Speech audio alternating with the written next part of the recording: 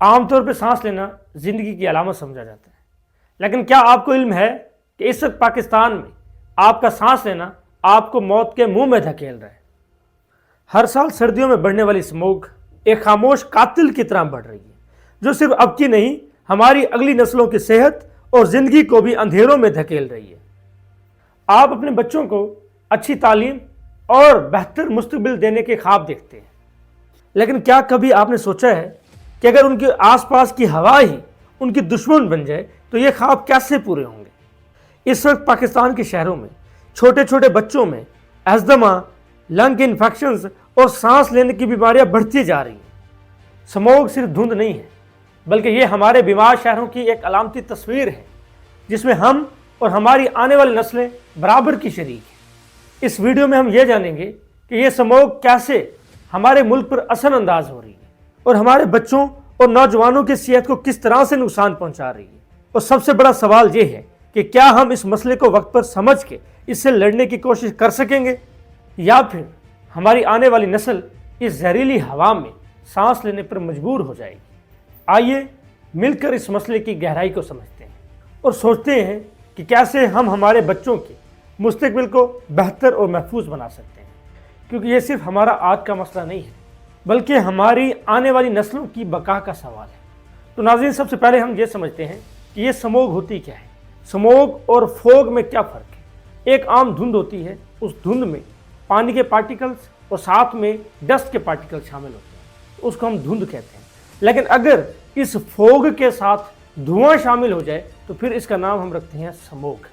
اب چونکہ اس سموگ میں دھواں شامل ہو جاتا ہے تو اس میں بہت ہی زہریلے پارٹیکلز جیسا کہ سلفر ڈائی oxide, carbon monoxide, nitrogen oxide اور بہت سے چھوٹے چھوٹے ڈسٹ پارٹیکل شامل ہوتے ہیں۔ یہ پارٹیکل اتنے چھوٹے ہوتے ہیں کہ یہ ہمارے لنگز میں سے سیدھا انٹر کر جاتے ہیں، جس سے سانس اور دل کی بیماریوں کا خطرہ بہت بڑھ جاتا ہے۔ لیکن اب سوال یہ ہے کہ پاکستان میں سموگ آیا کہاں سے اور اس کا ذمہ دار کون ہے؟ 1990 تک پاکستان میں سموگ نام کی چیز اتنی کامن نہیں تھی، لیکن 2000 کے بعد جیسے گاڑیوں اور انڈسٹریز کی تعداد تیزی سے بڑھی تو ان سے نکلنے والا دھواں پاکستان میں سموگ کی اصل وجہ بنا۔ اس لیے اس وقت پاکستان کے بڑے بڑے شہر جیسے کہ لاہور، کراچی اور ملتان پوری دنیا میں سب سے زیادہ پولوٹڈ سٹیز میں شامل ہیں۔ اب جیسا کہ آپ سب جانتے ہیں کہ سموگ کے بننے کی اصل وجہ دھواں ہے۔ اب اس دھوئیں کی وجہ کیا ہے؟ تو اس میں سب سے پہلے نمبر پہ تو پاکستان میں چلنے والی ٹرانسپورٹ ہے، دوسرے نمبر پر انڈسٹریز ہیں، اور تیسری اور سب سے بڑی وجہ پورے پاکستان میں اور بالخصوص پنجاب میں کسانوں کا اپنی فصلوں کی باقیات کو آگ لگانا ہے۔ ہر سال کسان نئی فصلوں کو اگانے کے لیے اپنی پرانی فصلوں کی باقیات کو جلاتے ہیں اور اس سے بہت زیادہ مقدار میں دھواں پیدا ہوتا ہے جو جب ہوا میں جاتا ہے تو سموگ کی سب سے بڑی وجہ بنتا ہے۔ لیکن اب یہاں پہ سوال یہ ہے کہ کیا یہ کسان اپنی فصلوں کو آگ نہ لگائیں؟ کیونکہ اگر وہ اپنی فصلوں کی باقیات کو آگ نہیں لگائیں گے تو اگلی فصل نہیں اگا پائیں، تو جب فصل نہیں اگے گی تو خوراک پیدا نہیں ہوگی، اور جب خوراک نہیں ملے گی تو کیا خوراک کے بغیر زندگی گزارنا ممکن ہے؟ یقیناً خوراک زندگی کے لیے ضروری ہے، لیکن یہاں پر ایک اور اہم سوال ہے، اور وہ یہ ہے کہ خوراک زیادہ ضروری ہے یا پھر آپ کا سانس لینا؟ یقیناً دونوں ہی چیزیں آپ کی زندگی کی بقا کے لیے ضروری ہیں۔ تو پھر آپ کو کیا کرنا چاہیے؟ اس مسئلے کا حل کیا ہے؟ تو ویڈیو کے آخر میں آپ کو اس مسئلے کا حل بھی بتائیں گے، لیکن اس سے پہلے یہ جاننا ضروری ہے کہ اس وقت اس زہریلی ہوا میں آپ کا سانس لینا آپ کی زندگی کے لیے کتنا زیادہ نقصان دہ ہے۔ جب یہ سموگ جیسی زہریلی ہوا سانس کے ذریعے ہمارے اندر جاتی ہے تو سب سے پہلا امپیکٹ ہماری ہیلتھ پر ہوتا ہے، اور اس کا سب سے زیادہ اثر چھوٹے بچوں اور بوڑھے بزرگوں پر ہوتا ہے۔ یہ سننے میں اتنا خطرناک نہیں لگتا، لیکن اگر میں آپ سے یہ کہوں کہ یہ صرف ایک شارٹ ٹرم پرابلم ہے، اگر آپ اس زہریلی ہوا کو زیادہ دیر تک سانس کے ذریعے اندر لے کے جاتے رہیں تو یہ مستقبل میں کینسر، دمہ اور دل کی بیماریوں کی سب سے بڑی وجہ بن سکتا ہے۔ سموگ کا سب سے خطرناک اثر ہمارے سانس لینے کے سسٹم پر ہوتا ہے۔ جب یہ ہوا جس میں ہارمفل پارٹیکلز جیسا کہ گرد، دھواں اور کیمیکل موجود ہے یہ سانس کے ذریعے ہمارے لنگز میں جاتے ہیں تو یہ ڈائریکٹلی ہمارے لنگز کو کمزور کر دیتے ہیں، جس سے آپ کو ایزدما اور کینسر کی بیماری ہو سکتی ہے۔ اور وہ لوگ جو پہلے سے ہی دمہ کے مریض ہیں उनकी हालत इससे और बुरी हो सकती है। स्मोक सिर्फ हमारे लंग्स पर नहीं बल्कि हमारे हार्ट को भी इफेक्ट करती है। जब हम जहरीली गैसेस को अपने अंदर ले जाते हैं तो ये हमारे कार्डियोवैस्कुलर सिस्टम को अफेक्ट करते हैं, जिससे हार्ट अटैक्स, ब्लड प्रेशर और स्ट्रोक के चांसेस बढ़ जाते हैं।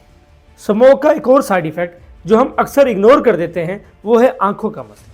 स्मोक में जो जहरीले केमिकल्स और पार्टिकल्स होते हैं वो हमारी आंखों को डायरेक्ट इरिटेट करते हैं, जिससे आंखें सुर्ख हो जाती हैं, उनमें जलन महसूस होती है और आमतौर पर उनसे पानी आने का मसला भी शुरू होता है। पाकिस्तान के शहर लाहौर और मुल्तान ने हाल ही में एक वर्ल्ड रिकॉर्ड बनाया है और वो है दुनिया के सबसे ज़्यादा आलूदा तरीन शहर होने का। WHO के मुताबिक एयर क्वालिटी इंडेक्स अगर 100 या उससे कम रहे तो इसको महफूज समझा जाता है, लेकिन अगर ये फिगर 300 से क्रॉस कर जाए तो इसको काफ़ी खतरनाक तरीन समझा जाता है।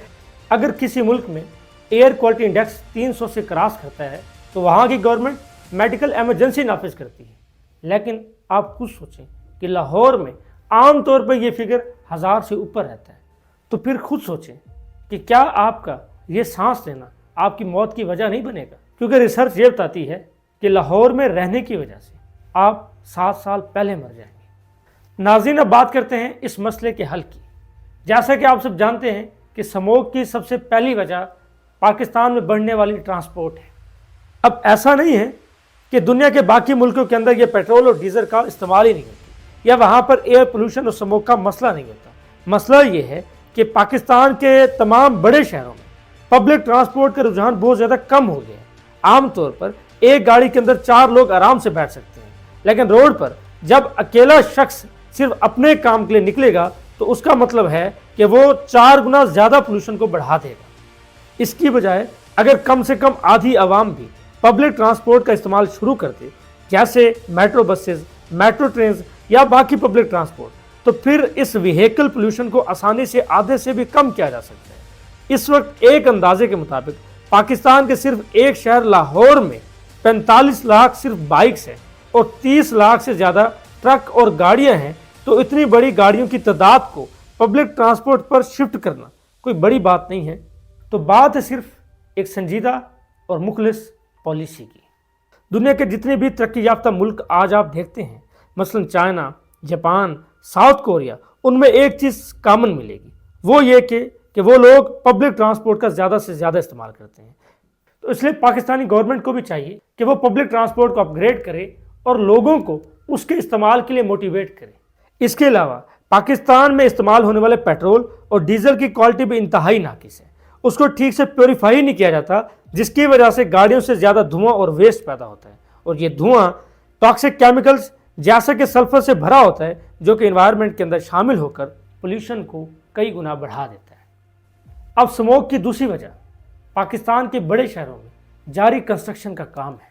ज़मीनों और खाली जगहों पर जहाँ पर कभी सब्ज़ा और हरियाली मौजूद होती थी, बिना किसी रोक टोक के कंस्ट्रक्शन का काम जारी है।